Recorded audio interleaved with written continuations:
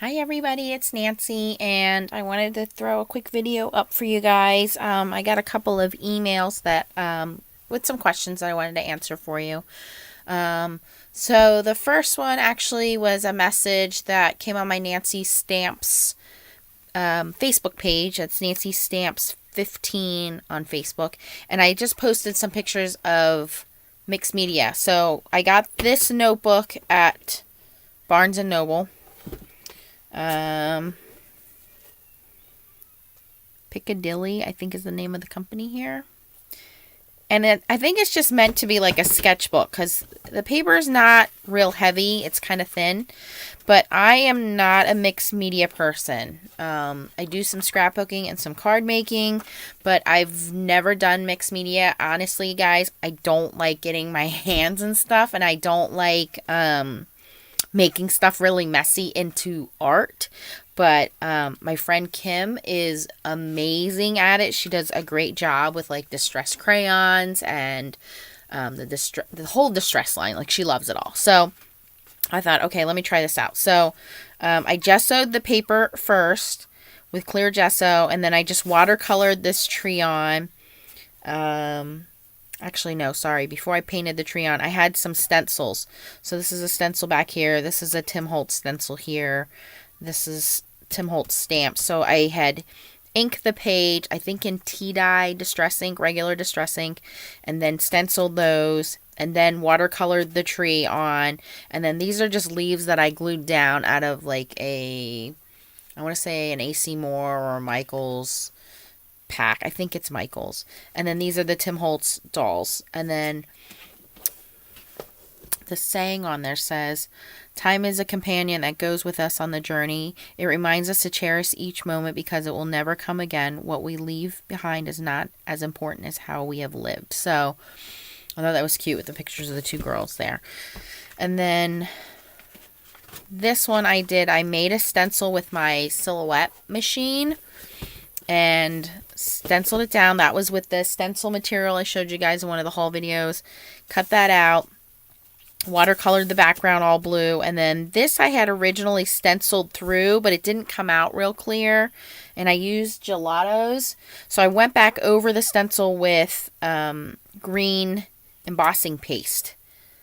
And then this was a stencil that I just kind of used some watercolor to go through.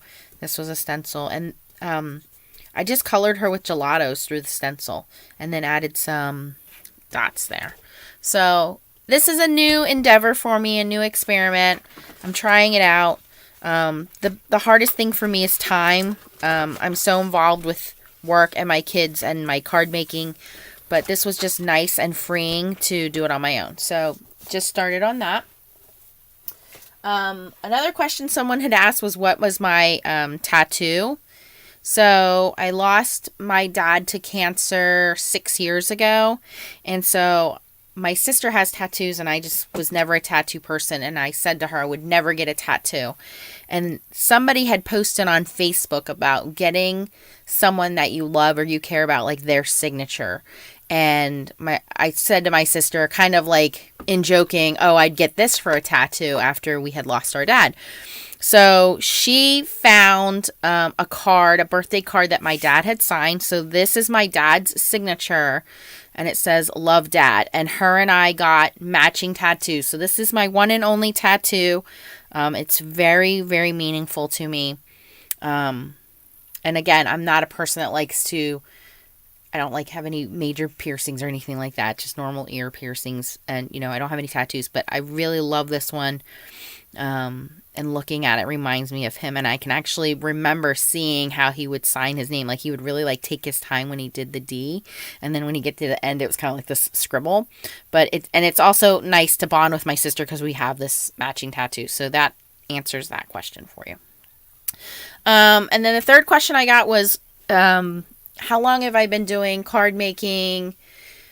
Do I only do card making? So the answer to that is no. I've only been doing card making and stamping for the last 5 years. I started when I was pregnant with my daughter, I met some girls on the internet and they were in a Stampin' Up group. So I joined Stampin' Up and I was with Stampin' Up for probably about 3 years. I got out 2 years ago.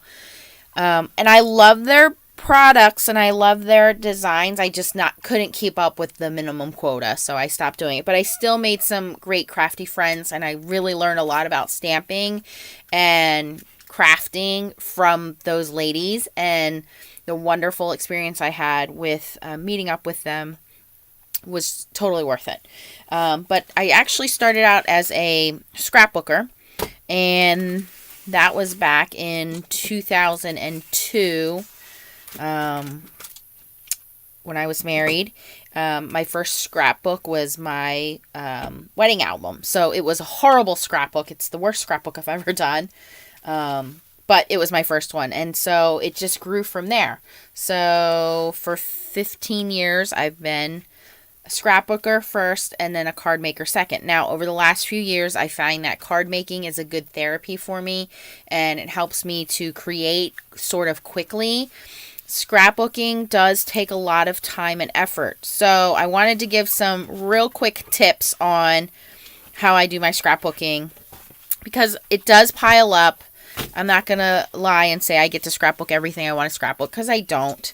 I do take a ton of pictures. I'm sure a lot of you do. And I hoard a lot of scrapbooking stuff, but I really don't, unless I really put my mind to it and say, okay, I need to sit down and finish this. There are a lot of unfinished pages and books, but it's still nice to know my kids will have this legacy, because when I was growing up, there was a couple of photo albums, but there's just some pictures in there. There's no stories.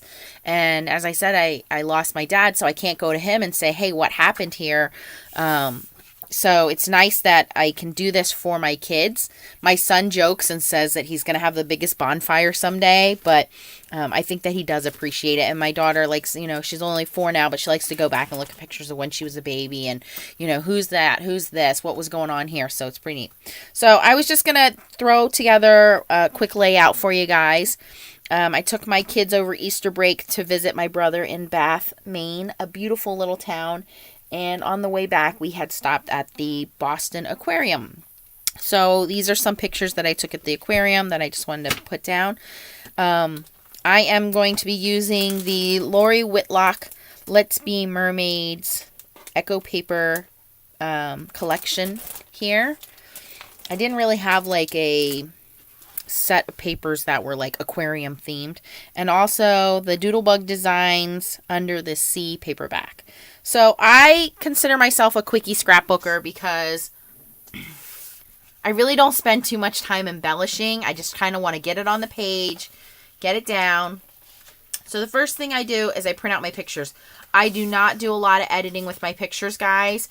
I maybe take 100 pictures, but I only print out probably 15 or 20 that I actually think are focal point images that I think I'm going to use.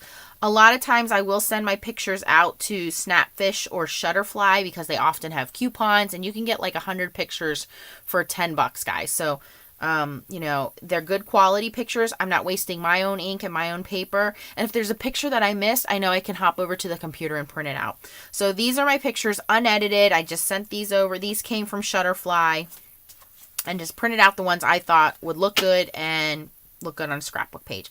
I know scrapbooking can be very overwhelming for people because they're like, oh, I got to have great pictures. It's not about the pictures. It's about the memories. It's about, who were you with? What happened at that time?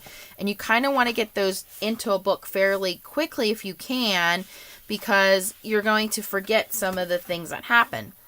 So we'll just do a couple here. This one here. And I like double-sided papers because it gives you a nice option. But the other thing is, again, it's going to save you some money. If you use clear page protector albums, you can actually scrapbook this side and scrapbook this side without wasting one of the sides, and put that as one page in your clear protector. So I normally try to find a nice pattern paper. Those packs I like because they have the embellishments and stickers in there. Here we go. All right, so these papers have like a little border down at the bottom I need to cut off. Oops. I got this large Tonic Studios trimmer. I think this design is being discontinued or something because I got it for really inexpensive. I want to say that I paid less than $40 for this, which I think is inexpensive for a heavy duty guillotine style trimmer. Plus it's Tonic, and you guys know how much I rave about my little Tim Holtz one. So I got this one. I honestly don't even know where I got it from, guys, but I do like it. I like it a lot, and I just store it under my desk so little hands can't get to it. Okay, the first thing I do is I pick my background page. I kind of look at the pictures on there and see what am I going to do here. Okay, the other confession I have is I try to squeeze as much as I can into one page. I know there are some people that print out a 5x7 and do one page and a lot of embellishments, and they really, make it stand out. I am not one of those scrapbookers. I am a Quickie scrapbooker. I try to get everything as much as I can crammed onto a page, and I usually do it in kind of the same fashion. So these 3 photos are all kind of like the sea lion, same area. So these are what I'm going to use. I pick my background paper. Now I'm just going to pick something to mat it with. I think I'll pick a navy color paper.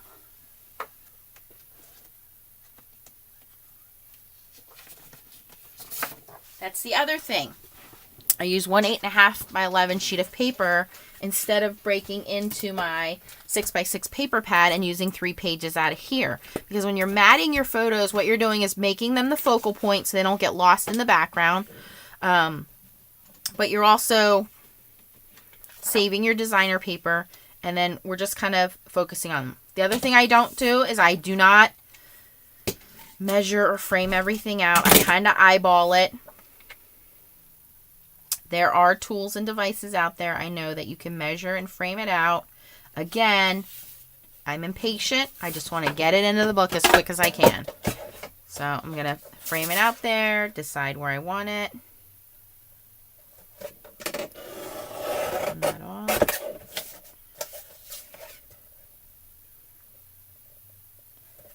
Now, if there's a photo and there's something wonky about the photo or it doesn't fit right, like this one's kind of large, I'll probably end up cutting this one down. But let me get this one matted first. I love my Glue Glider Pro. I've never had a problem with it. I get the 3-pack of refills from Hobby Lobby and use my coupon.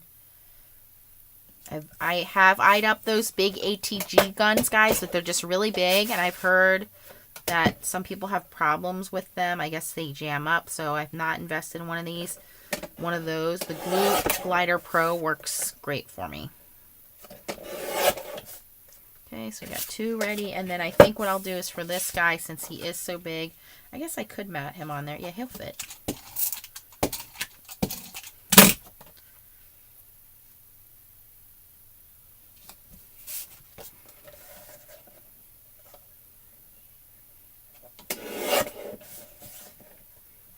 Now, if you're the type of person that has OCD and you have to measure it all out, go ahead and measure it out. Now, I keep these smaller pieces here because I'm going to do journaling, things like that on there.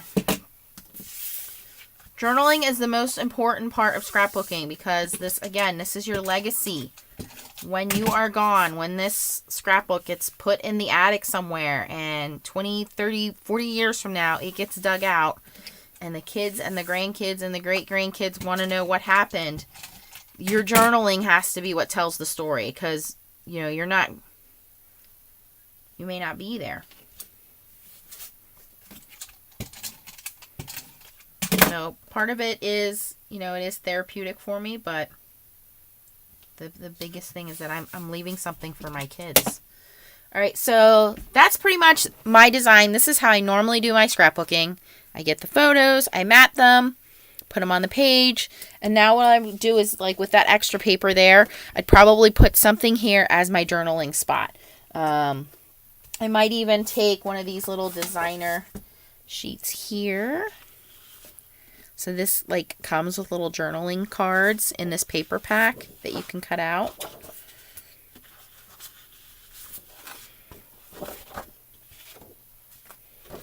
So I kind of like this one here. And you can use your trimmer if you want it perfect. I'm not going to really worry about it. And that's what, again, these paper packs, all the embellishments match. Now, I have stamps and all those things, of course. So I could, if I wanted to get into it, spend more time. And I know everybody says, oh, I hate my handwriting. Who has time to go to the computer and type it up? Just write it down.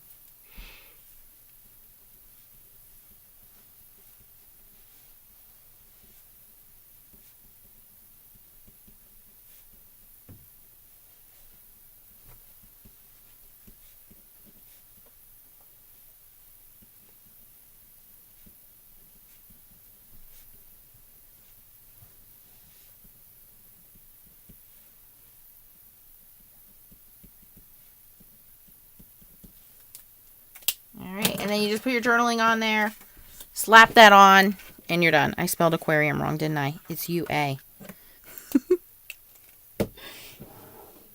That will bother me. I will fix that.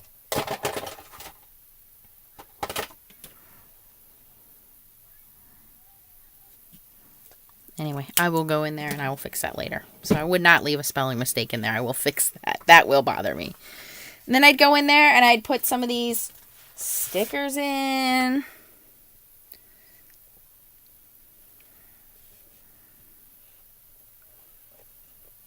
This one doesn't have like a seahorse, but you get the idea.